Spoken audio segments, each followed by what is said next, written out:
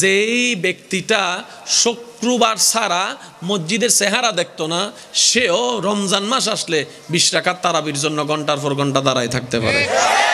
এই রোজার মধ্যে আমাদের সেহরি থেকে ইফতার পর্যন্ত কোনো কিছু খাওয়া, পানির খাওয়া, ভাত খাওয়া, শর্মা খাওয়া, বার্গার খাওয়া, এটা খাওয়া, ওইটা খাওয়া, এক কথায় বলতে গেলে এটা পুরাটাই তৃষ্ণার্ত এবং ক্ষুধার্ত রাখতে হবে। কয় মাস? জোরে বলেন, কয় মাস? এটা কোন ধর্মে আছে? তো ইসলাম ধর্মে তো সওয়াবের কথা না থাকবে, এতটুকুই তো আমাদের জানা। এবার শুনুন, ওলামায়ে কেরামের দোয়া নিয়ে বলার চেষ্টা করছি। 2016 সালে জাপানি একজন চিকিৎসা বিজ্ঞানী অসমি, যার নাম, উনি মানবের দেহর সুস্থতা নিয়ে একটা গবেষণা করেছেন। মানে কি করলে মানবের দেহটা বেশি ভালো থাকা যায়, রাখা যায়। উনি গবেষণা করে দেখলেন প্রত্যেকটি বছরে 12টি মাস, 12টি মাসে মানুষ খেতেই থাকে, দিনে, দুপুরে, বিকালে, রাতে খেতেই থাকে। তো উনি গবেষণা করে দেখলেন প্রত্যেকটা মানুষ যদি অন্তত বছরে নির্দিষ্ট কিছু দিন, মাসখানিক মতো না খেয়ে থাকে, অল্প খাওয়ার উপর থাকে, ওই মানবের দেহটা আগের চাইতে, খাওয়ার চাইতেও বেশি সুস্থ থাকবে। 12টি মাসে যদি একটা মাস খাওয়ার লেভেলটা কমাই দিতে পারে, তার শরীরটা ফিট থাকবে, শরীরটা সুস্থ থাকবে, শক্তিটা বেড়ে যাবে।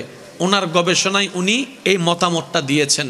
যখন 2016 সালে এই প্রতিবেদনটা বের হয়েছে যে অন্তত একটা মাস কিছু খাবার কমাই দিলে ভালো হবে, একজন বলে, ভাই আপনি মানবের চিকিৎসার জন্য ভালো পরামর্শ দেওয়ার জন্য যে পরামর্শটা আপনি দিয়েছেন, মুসলমানদের নবী 1450 বছর আগে মুসলমানদেরকে এমন একটা সিস্টেমের কথা রোজা বলে শিখাই দিয়েছেন।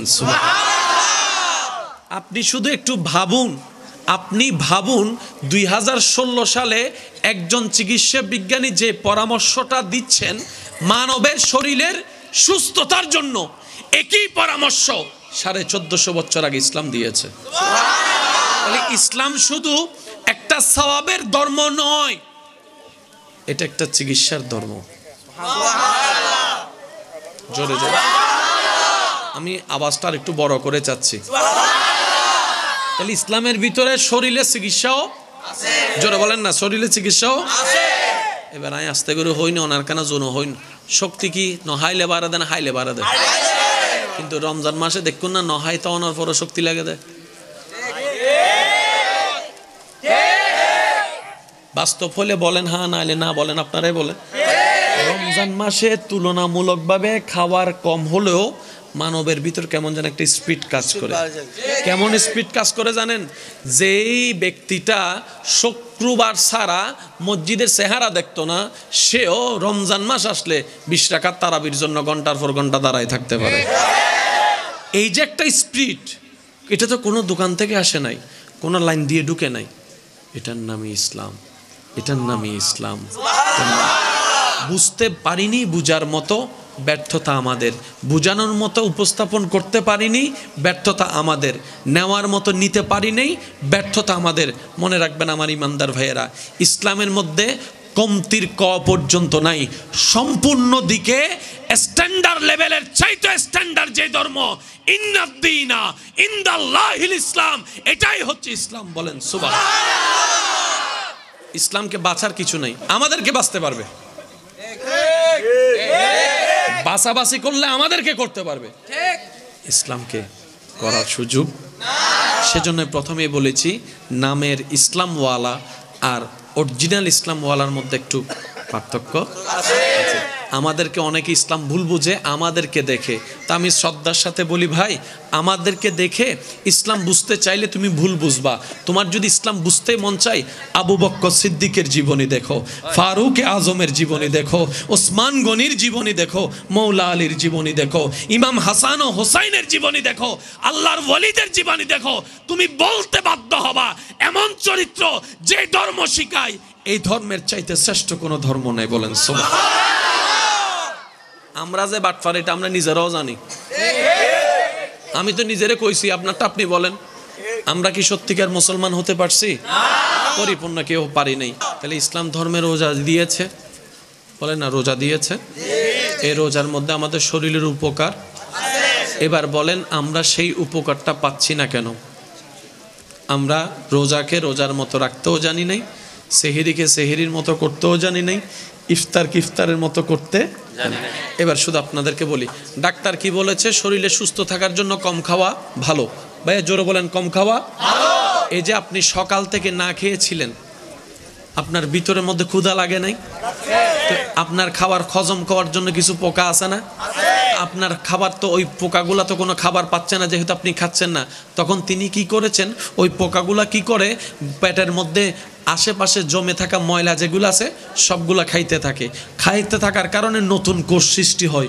নতুন কোষ সৃষ্টি হলে শরীরটা আবার সজাগ হয়। এটাই ডাক্তারের পরামর্শ। ইসলাম সেটা আগেই বলে দিয়েছেন। বলেন সুবহানাল্লাহ। আর একটু জোরে বলতে হবে সুবহানাল্লাহ। এবার সেই ইসলামের দেওয়া ডাক্তারের পরামর্শে আমাদের শরীরের লাভটা হচ্ছে না কেন?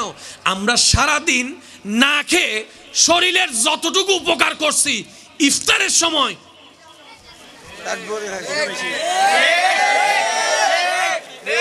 কথা বলেন ঠিক কিনা? আরো জোরে বলেন ঠিক কিনা?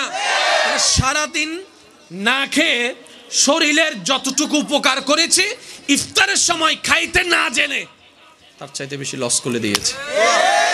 এবার টোটাল হিসাবে প্লাসে মাইনাসে, এই তো মাশাআল্লাহ, প্লাসে মাইনাসে আমরা মাইনাসে আছি।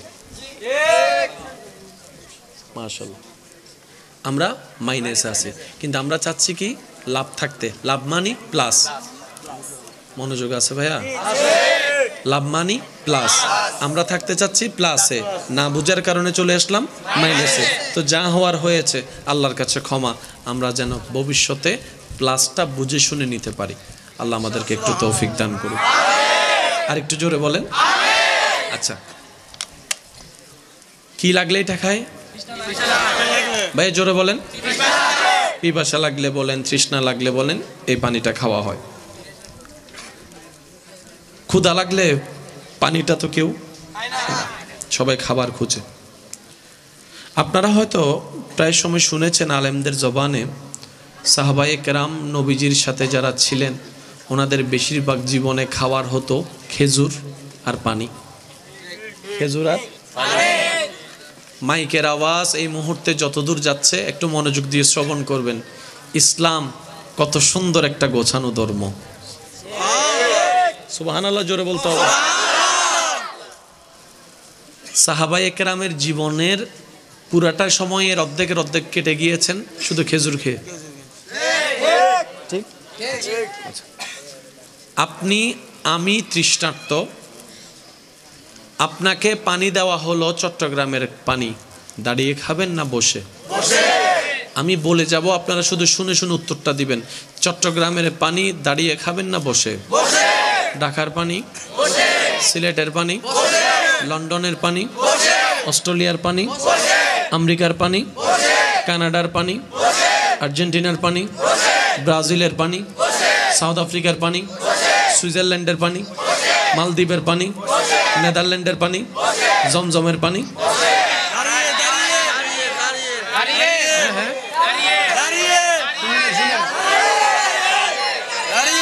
কখনো কি ভাবার চেষ্টা করেছি যে ইসলাম বলে প্রত্যেকটা পানি বসে খেতে, সেই ইসলাম কেন বলল জমজমের পানি দাঁড়িয়ে খেতে?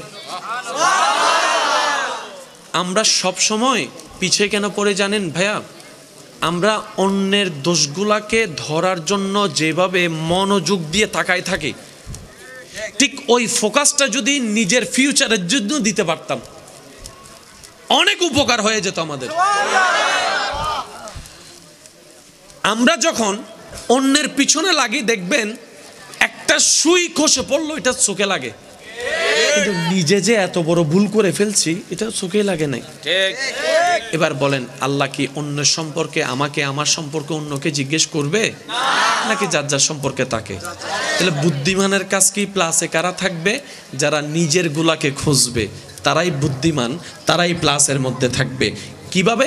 কারণ নিজের দোষগুলা যখন সে আইডেন্টিফাই করতে পারবে, ওই ভুলের জন্য অনুতপ্ত হবে, অনুশোচনা হবে, ভুল করেছে সেটা বুঝতে পেরে, ভুল করেছে সেটা বুঝতে পেরে অনুতপ্ত হওয়ার কারণে সে অন্তর থেকে আল্লাহর কাছে তওবা করবে, ক্ষমা চাইবে।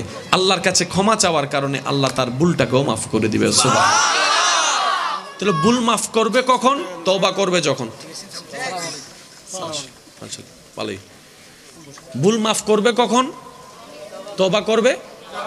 তওবা করবে কখন? যখন অনুশোচনা আসবে। তখন অনুশোচনা কখন আসবে? যখন সে ধরতে পারবে ভুলটা। একবার বলেন মারহাবা। আমি কি আপনাদেরকে বেশি কষ্ট দিয়ে দিচ্ছি?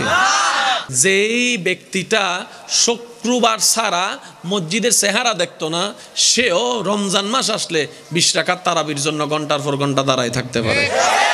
এই রোজার মধ্যে আমাদের সেহরি থেকে ইফতার পর্যন্ত কোনো কিছু খাওয়া, পানির খাওয়া, ভাত খাওয়া, শর্মা খাওয়া, বার্গার খাওয়া, এটা খাওয়া, ওইটা খাওয়া, এক কথায় বলতে গেলে এটা পুরাটাই তৃষ্ণার্ত এবং ক্ষুধার্ত রাখতে হবে।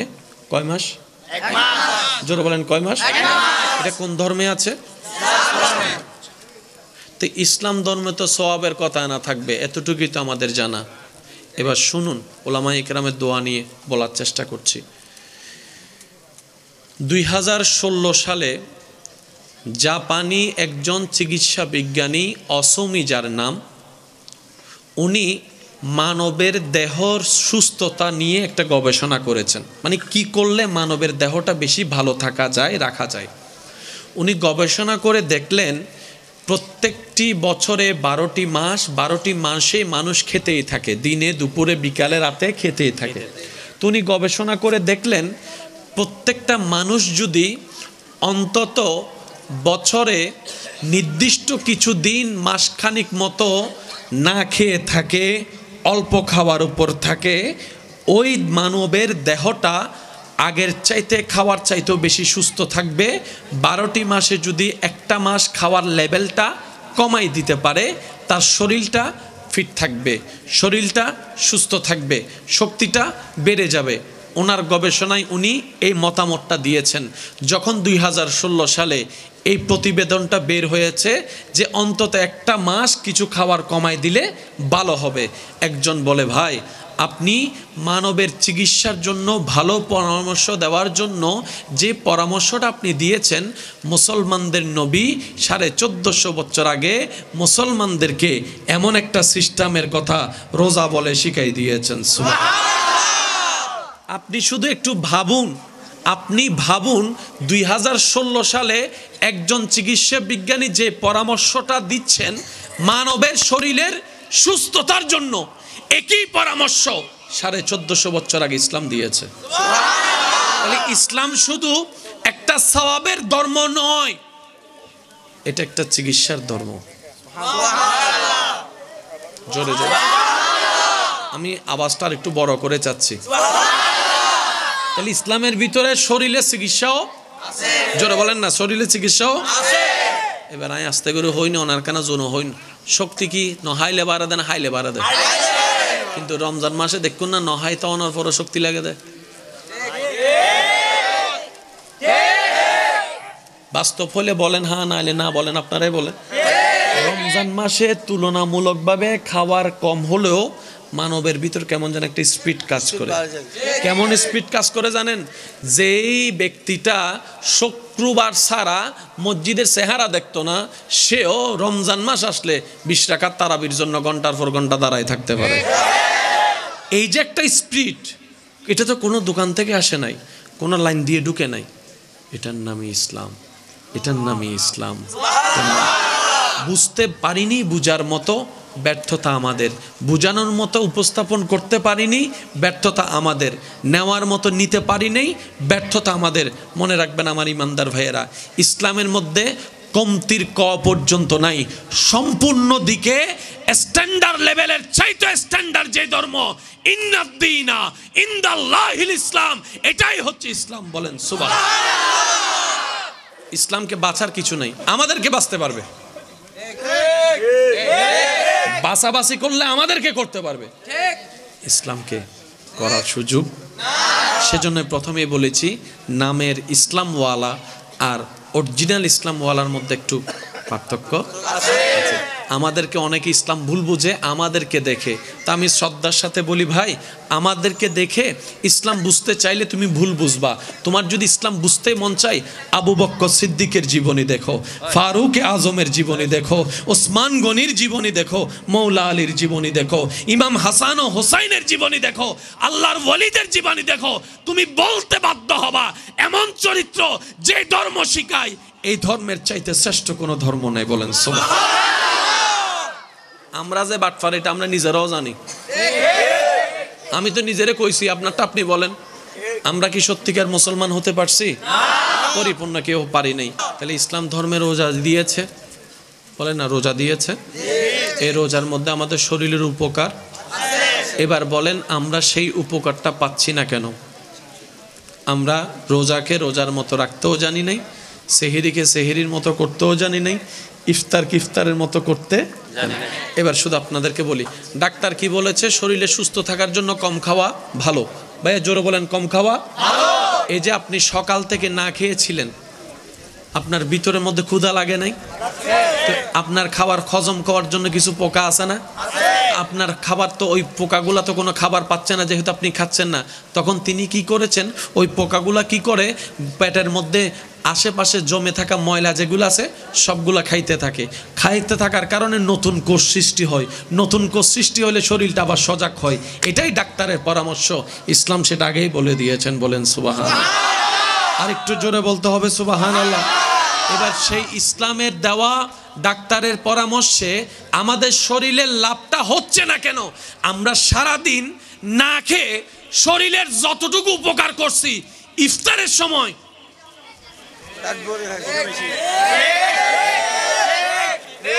কথা বলেন ঠিক কিনা? আরো জোরে বলেন ঠিক কিনা? সারাদিন না খেয়ে শরীরের যতটুকু উপকার করেছি, ইফতারের সময় খাইতে না জেনে তার চাইতে বেশি লস করে দিয়েছে। এবার টোটাল হিসাবে প্লাসে মাইনাসে, এই তো মাশাআল্লাহ, প্লাসে মাইনাসে আমরা মাইনাসে আছি। মাশাআল্লাহ আমরা মাইনাসে আছি, কিন্তু আমরা চাচ্ছি কি লাভ থাকতে। লাভ মানি প্লাস, মনোযোগ আছে ভাইয়া? লাভ মানি প্লাস, আমরা থাকতে চাচ্ছি প্লাসে, না বুঝার কারণে চলে আসলাম মাইনাসে। তো যা হওয়ার হয়েছে, আল্লাহর কাছে ক্ষমা। আমরা যেন ভবিষ্যতে প্লাসটা বুঝে শুনে নিতে পারি। আল্লাহ আমাদেরকে একটু তৌফিক দান করুন। আর একটু জোরে বলেন। আচ্ছা, কি লাগলে এটা খায় ভাই? জোরে বলেন। পিপাসা লাগলে বলেন, তৃষ্ণা লাগলে বলেন, এই পানিটা খাওয়া হয়। ক্ষুধা লাগলে পানিটা তো কেউ, সবাই খাবার খুঁজে। আপনারা হয়তো প্রায় সময় শুনেছেন আলেমদের জবানে, সাহাবায়ে কেরাম নবীজির সাথে যারা ছিলেন ওনাদের বেশিরভাগ জীবনে খাওয়ার হতো খেজুর আর পানি। খেজুর আর মাইকের আওয়াজ এই মুহূর্তে যতদূর যাচ্ছে একটু মনোযোগ দিয়ে শ্রবণ করবেন। ইসলাম কত সুন্দর একটা গোছানো ধর্ম। সুবহানাল্লাহ জোরে বলতে হবে। সাহাবায়ে কেরামের জীবনের পুরাটা সময়ের অর্ধেকের অর্ধেক কেটে গিয়েছেন শুধু খেজুর খেয়ে। ঠিক? আপনি আমি তৃষ্ণার্ত, আপনাকে পানি দেওয়া হলো চট্টগ্রামের পানি, দাঁড়িয়ে খাবেন না বসে? আমি বলে যাব, আপনারা শুধু শুনে শুনে উত্তরটা দিবেন। চট্টগ্রামের পানি দাঁড়িয়ে খাবেন না বসে? ঢাকার পানি, সিলেটের পানি, লন্ডনের পানি, অস্ট্রেলিয়ার পানি, আমেরিকার পানি, কানাডার পানি, আর্জেন্টিনার পানি, ব্রাজিলের পানি, সাউথ আফ্রিকার পানি, সুইজারল্যান্ডের পানি, মালদ্বীপের পানি, নেদারল্যান্ডের পানি, জমজমের পানি।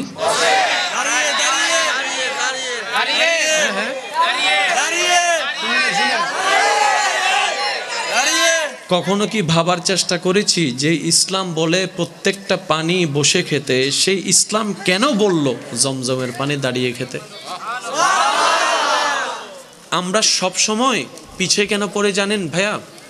আমরা অন্যের দোষগুলাকে ধরার জন্য যেভাবে মনোযোগ দিয়ে তাকায় থাকি, ঠিক ওই ফোকাসটা যদি নিজের ফিউচারের জন্য দিতে পারতাম, অনেক উপকার হয়ে যেত আমাদের। আমরা যখন অন্যের পিছনে লাগি, দেখবেন একটা সুই খসে পড়লো, এটা চোখে লাগে, কিন্তু নিজে যে এত বড় ভুল করে ফেলছি এটা চোখে লাগে নাই। এবার বলেন, আল্লাহ কি অন্যের সম্পর্কে আমাকে, আমার সম্পর্কে অন্যকে জিজ্ঞেস করবে, নাকি যার যার সম্পর্কে তাকে? তাহলে বুদ্ধিমানের কাজ কি? প্লাসে কারা থাকবে? যারা নিজের গুলাকে খুঁজবে, তারাই বুদ্ধিমান, তারাই প্লাসের মধ্যে থাকবে। কিভাবে? কারণ নিজের দোষগুলা যখন সে আইডেন্টিফাই করতে পারবে, ওই ভুলের জন্য অনুতপ্ত হবে, অনুশোচনা হবে। ভুল করেছে সেটা বুঝতে পেরে, ভুল করেছে সেটা বুঝতে পেরে অনুতপ্ত হওয়ার কারণে সে অন্তর থেকে আল্লাহর কাছে তওবা করবে, ক্ষমা চাইবে। আল্লাহর কাছে ক্ষমা চাওয়ার কারণে আল্লাহ তার ভুলটাকেও মাফ করে দিবে। সুবহানাল্লাহ। তাহলে ভুল মাফ করবে কখন? তওবা করবে যখন।